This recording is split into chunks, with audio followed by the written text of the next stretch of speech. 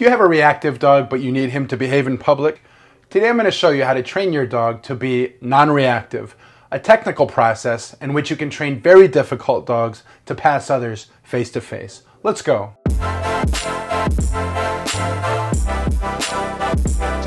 Welcome back to another tutorial. I'm Carlos with exclusivedogtraining.com.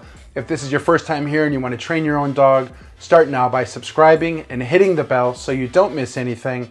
Also go to exclusivedogtraining.com, then video lessons where you can find short clips that tell you directly how to fully train your dog.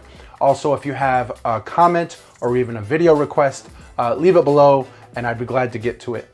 Now the answer to this whole video, your end takeaway, it's the angle in which a dog has to look in order to build self-control. In this video, we're gonna do what looks like a capital T, an angle. You'll see Moose here up ahead walking across the direction in which the camera is pointed at.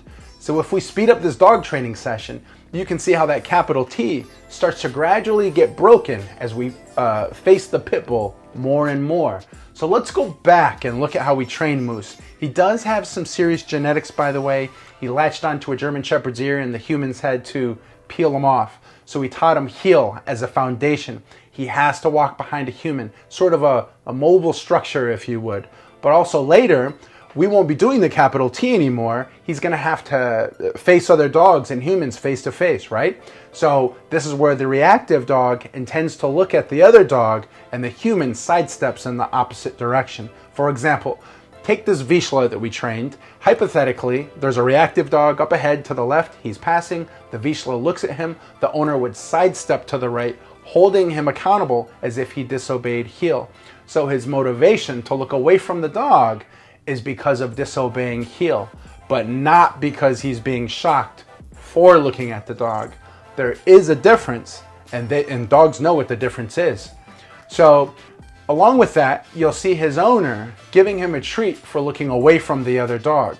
So let's look at Moose's body language. When his tail goes up and his ears are cuffed forward, he's in a more assertive state. And when his tail goes back and his ears or his tail goes down, he's not taken up with the dog. Also notice we're starting from across the parking lot. This is not this positive only thing where we're taking 9 months just to get 4 feet closer. But ideally, when you do rehabilitative work with a dog, you do want to stay under threshold and gradually move closer. But it also shouldn't take forever.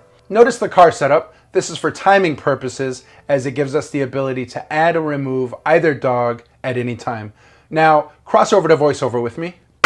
Okay, so we're starting from across the parking lot. We're not taking forever, but Moose has to be doing good before we move in closer. So notice his owner is turning early. That's because he's growling and doing other things that you don't hear.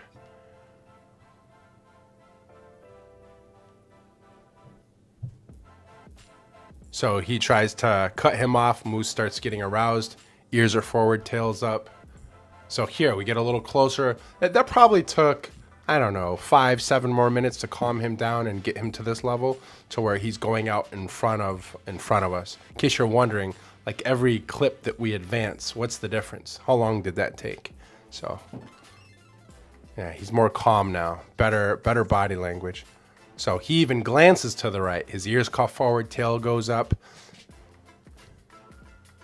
And there he turns. So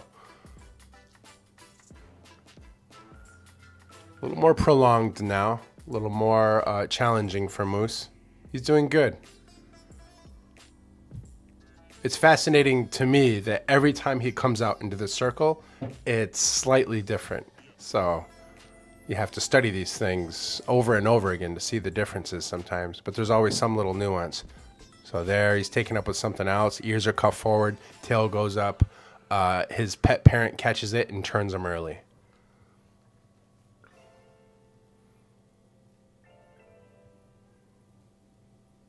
So ears are cuffed forward, tail goes up.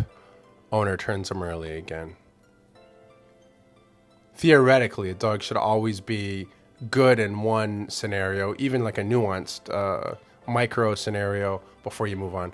There, his owner made him think he was going to turn, but just did a sidestep. Then his ears went back, or at least somewhat, tail went down, and then he turned. So we're a little more face to face now. There, he got locked on. Owner should have redirected him. But even now, it's not the explosion like he was when you the clip you probably saw earlier. So he just goes stiff, but then he bounces back quicker. So here, ears are back, but tail's up.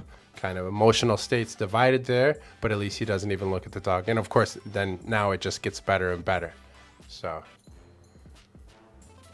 there. So now we're doing more of a long range, more anticipation to face the other dog. So with this new variable, we're changing another variable. Now we're passing each other more wider. So Moose is doing excellent. We put on the pressure. It's closer face to face. He does good for this also. If he did look at the other dog, the owner would sidestep in the opposite direction, holding him accountable. At least for this first dog, he's going in the right direction. Let's go back to the other side. I do thank you for joining me for a rather superficial, blueprinty style tutorial.